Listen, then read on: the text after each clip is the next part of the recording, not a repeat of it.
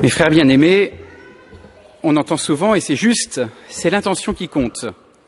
Mais on entend aussi souvent, peut-être un peu moins souvent, et c'est tout aussi juste, que l'enfer est pavé de bonnes intentions. Alors, qu'en est-il? Quel est le chemin à suivre? Que faut-il écouter? Seule l'intention? Ou alors se méfier de l'intention qui, si elle reste à l'état d'intention, peut nous amener bien loin et bien mal?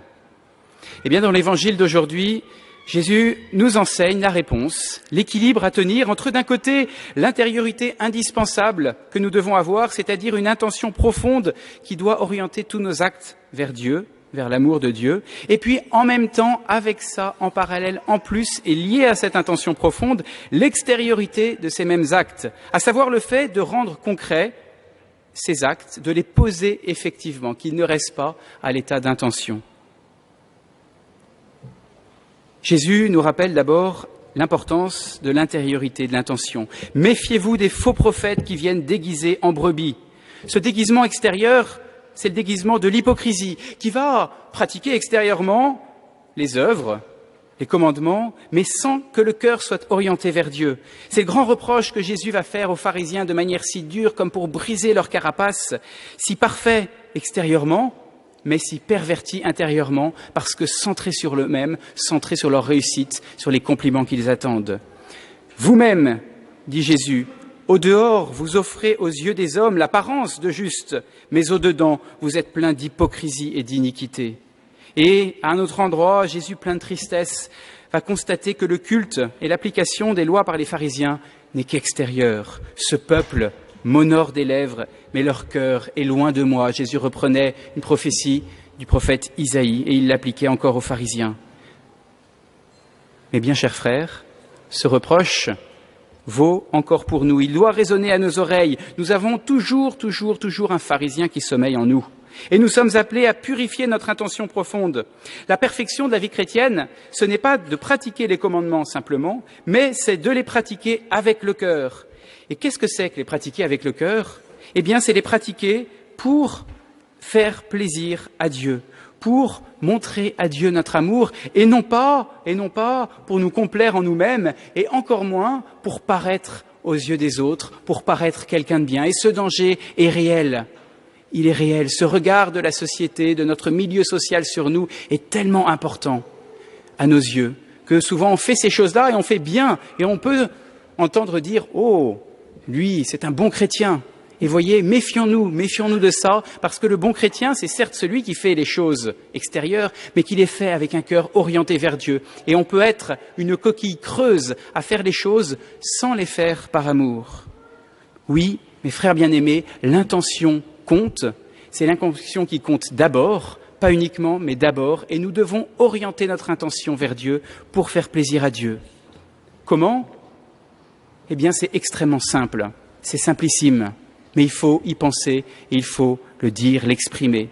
Ça se résume en une phrase, avoir l'intention de faire plaisir à Dieu, en une phrase qu'il faut dire et répéter le plus souvent possible quand nous posons nos actes extérieurs. « Seigneur, je veux faire cela par amour pour vous. » Et plus nous dirons cette phrase dans la journée, plus nous orienterons vers Dieu toutes nos actions par cette simple phrase qu'on dit intérieurement, plus, à ce moment-là, notre intention sera tournée vers Dieu et plus notre cœur sera aimant de Dieu. Donc Jésus, clairement, nous invite à faire attention à ne pas rester à l'extérieur. Voyez, à ne pas avoir une peau de mouton extérieure, mais être encore peu transformé à l'intérieur. Mais d'un autre côté, il nous appelle aussi à tenir l'équilibre de l'autre côté. Et il rappelle que l'intention ne suffit pas. Ce ne sont pas ceux qui me disent « Seigneur, Seigneur » qui entreront dans le royaume des cieux. Jésus condamne de manière forte un autre écueil qui s'oppose au premier, celui d'être velléitaire et de penser qu'il suffit d'une intention globale d'aimer Dieu pour pouvoir concrètement l'aimer. Alors il y a une certaine théologie qui a appelé ça l'option fondamentale. Qu'est-ce que c'est? J'aime Dieu de tout mon cœur, dit cette forme de théologie, mon intention est pure. Et c'est central, c'est ce qui est de premier. Jusque-là, c'est vrai. Mais par conséquent, peu importe si tous mes actes ne sont pas conformes à cette intention profonde. C'est seulement mon intention qui compte. Et si j'arrive pas, si j'ai du mal, parce que le contexte est difficile, à extérioriser, à rendre concrète cette intention, eh bien, peu importe. Dieu se contente de mon intention et il voit mon cœur et cela suffit. Attention, Non, notre intention doit se concrétiser. Il ne s'agit pas de dire au plus profond de son cœur « Seigneur, Seigneur » en restant assis sur son canapé. Jésus, pour éclairer ça, a utilisé une petite parabole. Elle est courte, généralement on ne s'en souvient pas tellement. Elle passe un peu inaperçue dans toutes les paraboles. C'est la parabole d'un père qui avait 2 fils, pas celle de l'enfant prodigue, une autre. Il y a une autre parabole d'un père qui a 2 fils. Et il dit à ses 2 fils, allez travailler à mon champ. Et le premier, plein d'entrain, plein de zèle, dit, oui père, j'irai. Vous voyez, il est plein de feu intérieur. On pourrait se dire, il est plein d'amour de son père, plein de volonté et de désir très fort, une intention très forte de faire plaisir à Dieu. Et puis, il n'y va pas. Il ne concrétise pas. Et puis il y a le second qui dit « je n'irai pas ». Et finalement, pris de remords, qui y va. Vous voyez, je n'irai pas, on pourrait traduire ça par « j'ai pas envie de prier maintenant, j'ai pas envie de faire ça, zut, alors, puis je suis fatigué, puis c'est la fin de l'année, etc., j'ai pas envie ». Et puis pris de remords, il se dit quand même « mon père me l'a demandé, je vais observer son commandement ». Et il y va. Et Jésus dit « lequel d'entre eux a observé la volonté de son père? Lequel de Dieu a fait plaisir à son père? N'est-ce pas le second? Voyez, mes frères bien-aimés, comment Jésus loue le second fils qui a posé l'acte extérieur alors que son intention intérieure était bien fragile, tellement fragile qu'elle n'a pas suffi à le faire bouger tout de suite.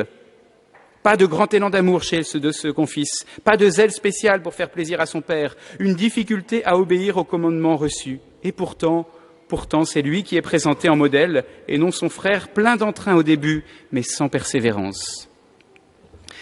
Cette parabole qui illustre l'évangile d'aujourd'hui nous dit 2 choses. D'abord, elle nous rappelle fortement que si l'intention de faire le bien est nécessaire, je l'ai vu et dit, et rappelons ça au début de l'homélie, pourtant ça ne suffit pas et ça doit se traduire en actes. Ce sont les actes qui seront jugés quand nous arriverons au ciel et non pas nos intentions. Et oui, il est vrai de dire que l'enfer est pavé de bonnes intentions. Il faut donc fortifier notre volonté qui seule peut rendre effective notre intention profonde. Alors certes, il y a des domaines où il est difficile, de par notre psychologie, nos fragilités, nos mauvaises habitudes, de rendre concret une intention très forte. Je pense à la colère, à l'impureté, à la médisance. Vous voyez, on peut avoir une intention de lutter et puis on est pris par des structures personnelles et on va avoir du mal à concrétiser. Sur ces points-là, le Seigneur sait que nous sommes faibles et fragiles et que les réponses et que arriver à extérioriser et concrétiser notre intention prend du temps. Mais attention, il est des domaines, mes frères bien-aimés, il est des domaines beaucoup plus accessibles.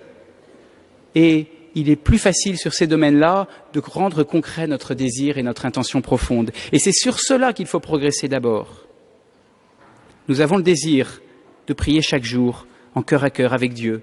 5 minutes, 10 minutes, 3 minutes, dans le silence, un temps volé sur le reste de notre journée pour le consacrer à Dieu.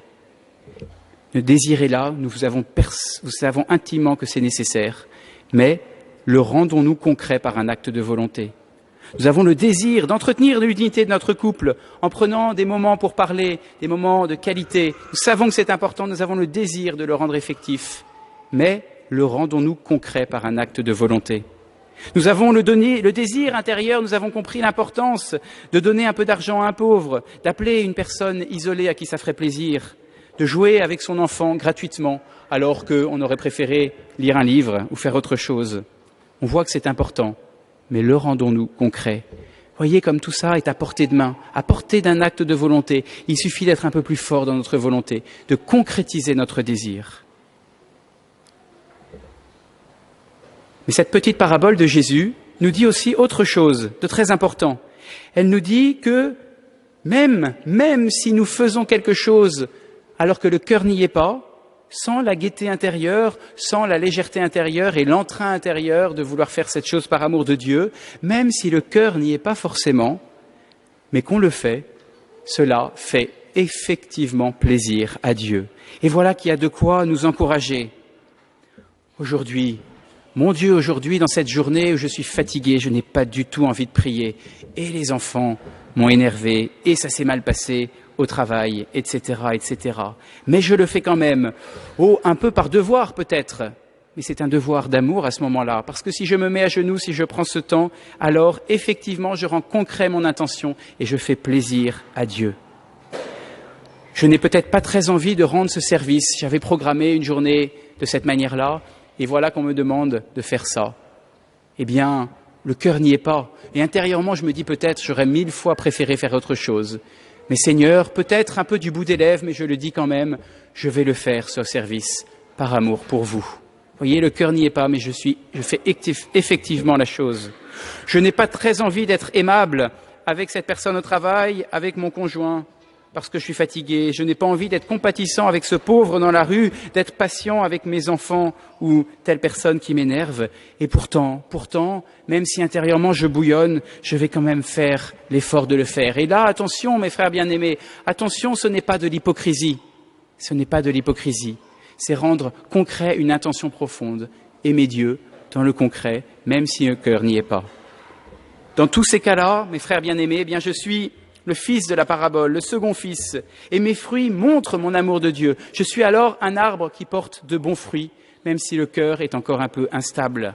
On ne maîtrise pas toujours l'élan de son cœur, mais on peut très souvent poser quand même des actes concrets d'amour de Dieu et du prochain.